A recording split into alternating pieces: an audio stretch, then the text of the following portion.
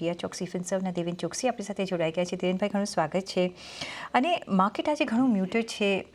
એક આશા લઈને બેઠું હતું કે ચલો હવે 9th જુલાઈના એક ક્લેરિટી આવશે, પણ એ પણ હવે ડિફર થતાં આપણે જોઈ રહ્યા છીએ 1st ઓગસ્ટના આવશે. બીજો જે એક હોપ હતો કે આજે રાતના જે લેટર્સ ઇસ્યુ કરવાનો છે યુએસ ટેરિફ અંગે, એમાં ઇન્ડિયાનું નામ કદાચ હોઈ શકે, પણ અત્યારના એવા સમાચાર મળી રહ્યા છે કે ઇન્ડિયાનો લેટર એમાં ન હોય. That will come to know at 9:30. પણ કઈ રીતના તમે જુઓ છો, શું માર્કેટને આ જે એક્સટેન્શન થયું છે એ ગમ્યું નથી? કારણ કે આપણે ફ્રાઇડેના પણ મ્યુટેડ કારોબાર જોયો હતો. Good afternoon.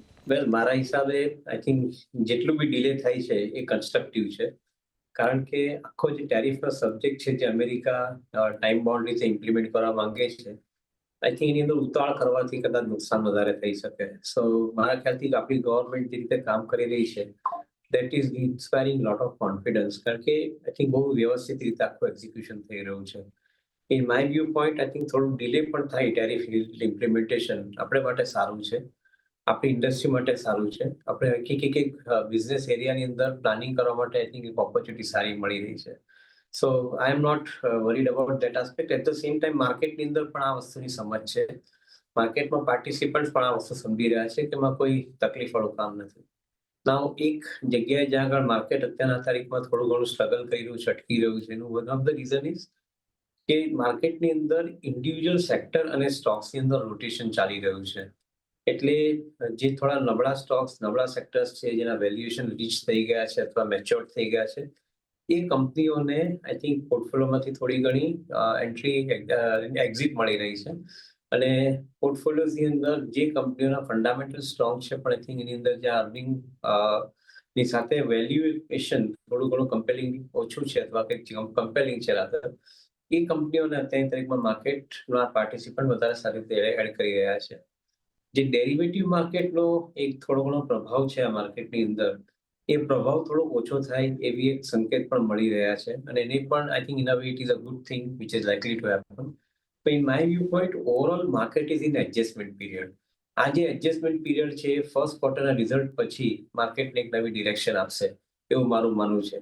એઝ ઓફ નાઉ 25,200 થી 25,800 ની જે નિફ્ટીની રેન્જ છે, એ રેન્જની અંદર કદાચ માર્કેટ થોડું ઘણું એડજસ્ટ થવાનો પ્રયત્ન કરે.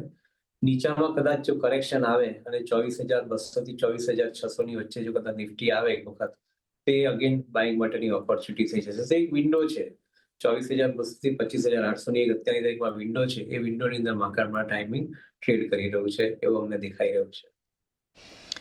ઓકે, તો દેવભાઈ, જે તમે કહી રહ્યા છો કે માર્કેટ અત્યારના એડજસ્ટ થઈ રહ્યું છે, સેક્ટર રોટેશન આપણે જોઈ રહ્યા છીએ, અને ફર્સ્ટ ક્વાર્ટરના નંબર્સ પણ હવે આવવા માંડશે ને એમાંથી પણ એક વધારે ક્લેરિટી આપણે જોતા રહીશું during the period of next 1.5 months. કઈ રીતના આ પીરિયડ દરમિયાન તમે જોઈ રહ્યા છો, કયા સેક્ટર્સમાં આપણે એક્ઝિટ જોઈ રહ્યા છે, કયા એન્ટ્રી કરી રહ્યા છે, ક્યાં ધ્યાન રાખીશું બિટવીન ધ પીરિયડ ઓફ જે રિઝલ્ટ આવે અને અત્યારથી રિઝલ્ટ આવે ત્યાં સુધી? વેલ, આઈ થિંક કે પ્રેફરન્સ જો કદાચ થોડો ઘણો ઓછો અત્યારની તારીખમાં હોય તો ફાર્મા અને આઈટી તરફ ઓછો પ્રેફરન્સ છે.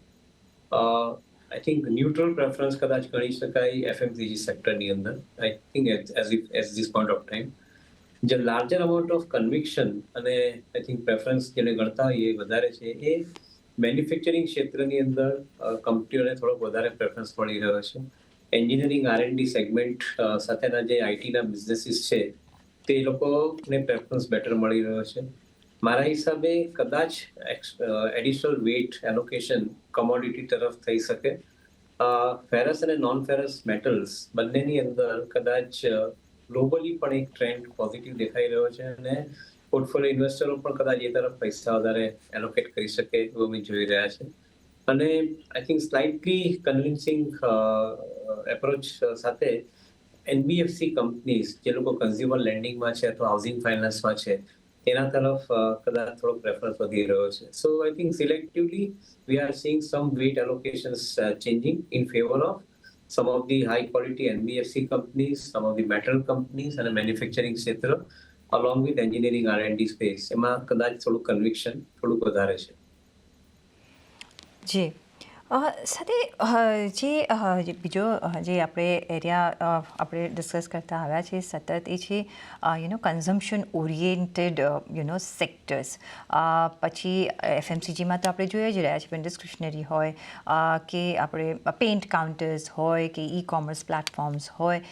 કઈ રીતના તમે એ જોશો? કારણ કે જે પણ અત્યાર સુધીના બિઝનેસ અપડેટ્સ આવ્યા છે અહીંયા એક પોઝિટિવ નેચરના આવતા દેખાઈ રહ્યા છે. એબ્સોલ્યુટલી. આઈ થિંક એક તરફ કમોડિટી ના ભાવ કંટ્રોલમાં રહેવાના કારણે ડિમાન્ડ સિનેરિયો સ્ટ્રોંગ થતું જાય છે. You mention paint. હવે પેઇન્ટની અંદર ક્રૂડ ઓઇલના ભાવ નીચા રહેવાને કારણે ક્રૂડ ઓઇલના જે ડેરિવેટિવ પ્રોડક્ટ્સ છે તેના પણ ભાવ નીચે છે અને એને કારણે પેઇન્ટ ઇન્ડસ્ટ્રી જેવી ઇન્ડસ્ટ્રીમાં જે ઇનપુટ કોસ્ટ છે એ નીચે રહે છે. ઇનપુટ કોસ્ટ નીચે રહેવાને કારણે અને સામેની સાઈડ પર માર્કેટ ડિમાન્ડ સારી રહેવાને કારણે જે માર્જિન કહીએ એ માર્જિન રિલેટિવલી બેટર આપણે જોઈ રહ્યા છીએ આ પીરિયડની અંદર.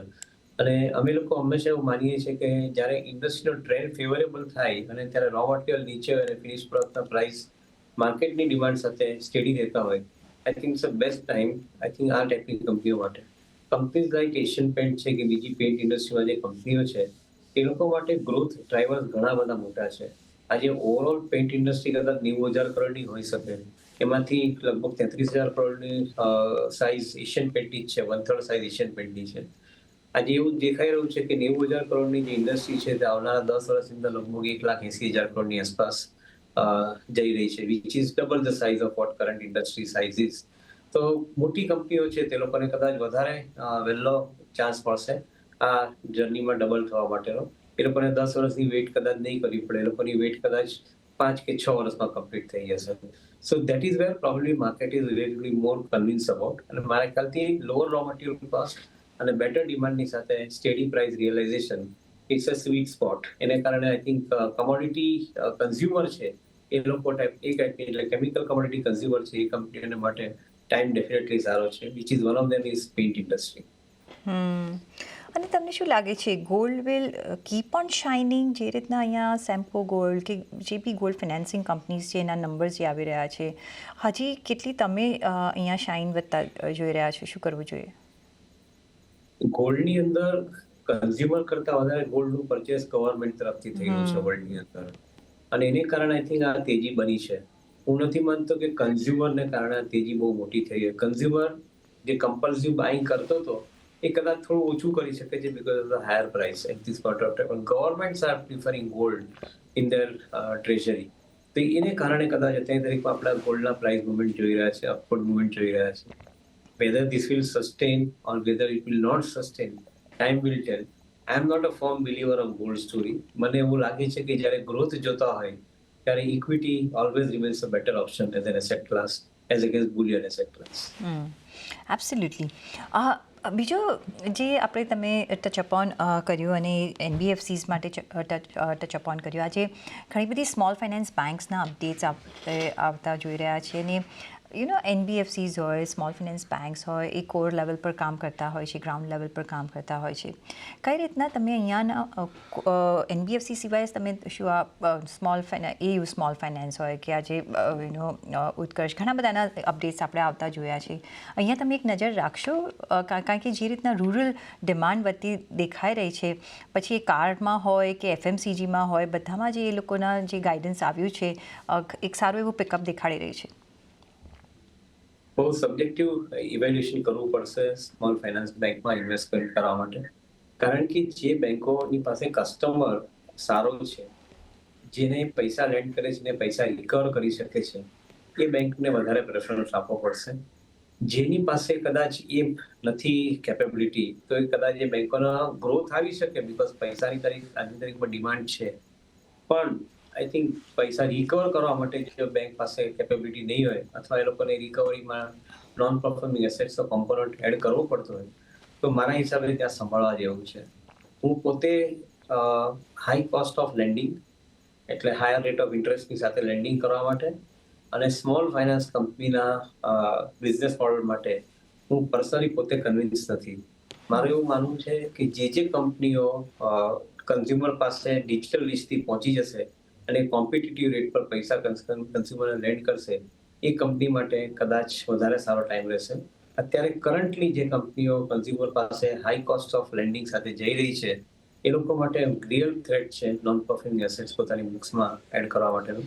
સો I am not a firm believer of small finance bank model at this point of time. Renewable as a space as the future of world કઈ રીતના તમે જોશો? કારણ કે હમણાં આપણે અહીંયા સતત ડિસ્કસ કરતા આવ્યા છીએ, પણ હમણાં ઓફ લેટ આપણે સારું એવું પેનેટ્રેશન અહીંયા જોઈ રહ્યા છે. આ સ્પેસ તમને ઇન્ટરેસ્ટ કરશે હમણાં રોકાણ માટે? બિલકુલ, I think it's absolute immediate requirement. એનું કારણ છે કે આ 10 વર્ષની સ્ટોરી છે. રિન્યુએબલની અંદર આજની તારીખની અંદર જે અનફોલ્ડિંગ થવાનું સ્ટાર્ટ થયું છે, it's a beginning of this particular era. કદાચ 2 વર્ષ પહેલાથી આપણે એ વસ્તુને જોતા આવ્યા હતા અને આઈ થિંક કદાચ આજે રિયાલિટી છે. સો in my view point, I think the ancillary companies to the renewable sector, they will be equally interestingly positioned. Pure focus companies કે જે લોકો રિન્યુએબલ સેગમેન્ટની અંદર એન્જિનિયરિંગ સ્પેસમાં છે અથવા પ્રોડક્ટ સ્પેસમાં છે, એના કરતાં કદાચ જે કંપનીઓ ઇન્ટરમીડિયેટ સ્ટેટમાં છે કે જે લોકો એન્સિલરી તરીકે રિન્યુએબલ સ્પેસમાં ઓપરેટ કરી રહ્યા છે, એને માટે પણ ટાઈમ ઇક્વલી સારો હોઈ શકે અને હોવો જોઈએ એવું માનીને ચાલુ છું. તો yes, selecting a good business company, good business model I think is very very important at this structure. એની અંદર જ ઓફકોર્સ જ્યારે આપણે રિન્યુએબલની વાત કરી રહ્યા છીએ, પાવર એઝ અ સેક્ટર, અહીંયા એક બિગ બૂમ આપણે જોઈ શકીએ છીએ. જે રીતના એઆઈ ઇન્ટ્રોડ્યુસ થયું છે ને હું એક તમારા જેવા જ દિગ્ગજ ગેસ્ટ સાથે વાતચીત કરતી હતી અને જે ચેટ જીપીટીની જે એમને વાત કરી, એક્ઝામ્પલ આપ્યું કે એટલો બધો પાવર કન્ઝ્યુમ કરે છે અને we'll have to build power as a big base, અને એના લીધે અહીં આપણે સારી એવી અપમૂવ જોઈ શકીએ છીએ.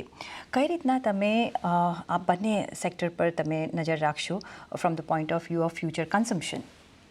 પાવર અને પાવર યુટિલિટી બંને ક્ષેત્રની અંદર આવનારા 10 વર્ષમાં મોટી તેજી જોઈ રહ્યા છે. એની સાથે પાવર ફાઇનાન્સ બિઝનેસ છે, એમાં પણ આપણે તેજી મોટી જોઈ રહ્યા છે. અને કદાચ જો ઇકોનોમીનો ગ્રોથ 10-11% નોમિનલ રેટ પર ગ્રોથથી ચાલતું હોય, તો પાવર અને power utility business along with power finance business will be growing eight double the speed of economy.